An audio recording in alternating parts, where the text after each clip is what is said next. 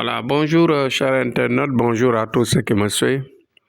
Vous savez qu'aujourd'hui, je vais aborder un sujet qui parle directement sur les enfants, les jeunes qui en général sont affectés par un esprit. Il y a des jeunes, des enfants qui, dans la plupart des cas, vivent une situation difficile durant leur enfance. Et si on ne réagit pas très tôt par rapport à ça, ils vont grandir avec ces séquelles-là, avec ces manifestations désastreuses-là. Ceci dit, je parle directement des enfants qui parfois, durant la grossesse de leur maman, quand leur maman les a portés dans le ventre, a rencontré parfois des djinns qui sont très récalcitrants, c'est-à-dire qui sont des combattants, des djinns combattants, des djinns bruyants, des djinns qui ne restent jamais tranquilles. Voilà. Et ces djinns-là vont affecter le fœtus et vont affecter l'esprit de l'enfant. Et l'enfant, en naissant et en grandissant, il se manifeste sous forme de ces malaises-là. Par exemple, dans la nuit, on voyait que des enfants, parfois, ils crient. Ils crient, ils se lèvent, même parfois, innocemment, se lèvent et parlent et se recouchent. Ils le font. Il y a des enfants qui le font régulièrement. Il y en a d'autres qui sont moins affectés, qui le font par exemple une fois par semaine ou 2 fois par semaine. Vous voyez. Mais il y en a certains qui sont très, très affectés. À chaque fois qu'ils sont au lit, la nuit, ils crient fort et ils perturbent tout ce qui tourne autour d'eux. Par exemple, il y a ces genres d'enfants-là, on ne peut pas dormir avec eux. Oui.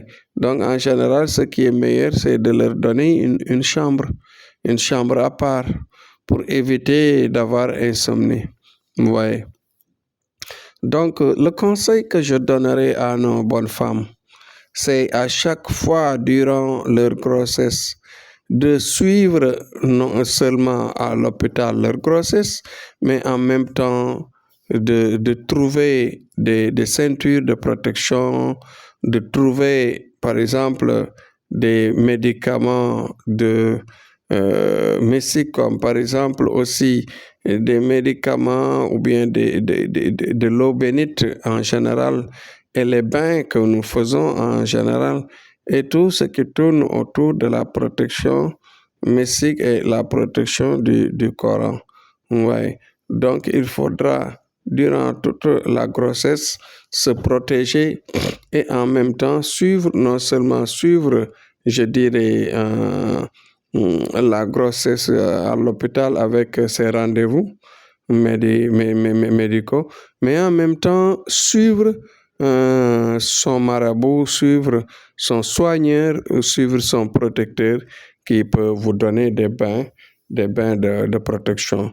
Et en même temps, vous donner en même temps des gris-gris que vous pouvez mettre dans votre chambre, autour de votre rein, ou bien même parfois sur la tête. Ouais, donc on peut attacher ça sur les cheveux.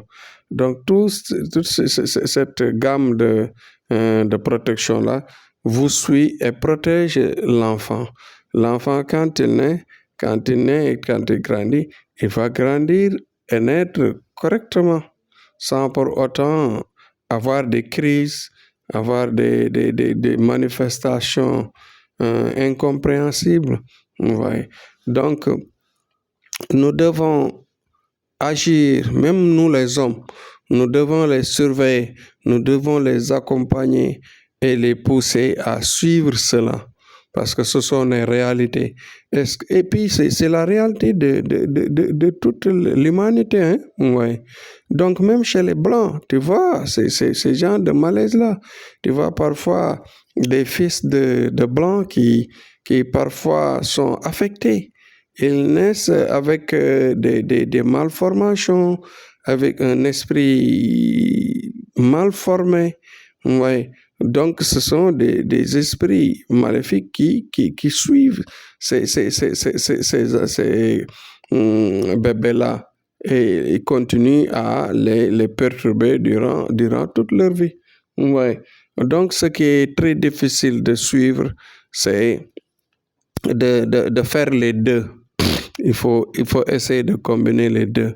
Ne pas rester juste à ces rendez-vous médicaux à l'hôpital, mais en même temps suivre les deux. Voilà. Il ne faut pas suivre seulement l'hôpital ou bien suivre seulement le travail de votre protecteur marabout.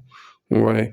Donc, dans les deux cas, parce que là, c'est l'évolution du fœtus, ouais, physique, mais l'autre, c'est pour l'évolution normale aussi du fœtus et l'enfant par rapport à un esprit qui pourrait lui affecter. Ouais. Donc, c'est une bonne leçon de vie que j'ai donnée aujourd'hui.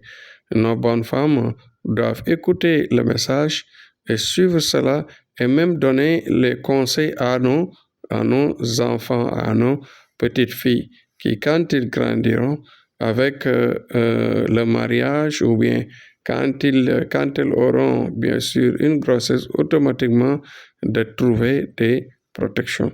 Parce que ces enfants-là, nous en connaissons. Nous en connaissons et nous les amenons à chaque fois, on nous amène du moins ces enfants, ces types d'enfants-là chaque jour et nous savons bien que c'est des enfants de ce type-là, de ce type rare-là qui sont affectés. Bon, en général, on leur donne des protections, des gris-gris et un traitement, bien sûr, qui va les aider à vivre normalement et au fur et à mesure Et puis, ce qui est plus bizarre, quand ils se lèvent le jour, ils te disent, presque pratiquement beaucoup de rêves. Ils te racontent beaucoup de rêves. Et dans tous ces rêves-là, il y a une grande partie de combat. Est-ce que j'ai fui ici, il y a des gens qui m'ont poursuivi par là, il y a d'autres qui voulaient me tuer par-ci, etc. Donc toujours, l'enfant a peur la nuit. Oui, l'enfant a trop peur la nuit. Donc aidons nos enfants, aidons nos femmes et aidons nous-mêmes parce que ce sont nos descendants. Bon, voilà. Courage à tous et Inch'Allah, demain aussi, je reviendrai avec un autre sujet de ce genre parce que ce sont des sujets qui font partie de notre vie quotidienne, de notre vie de tous les jours.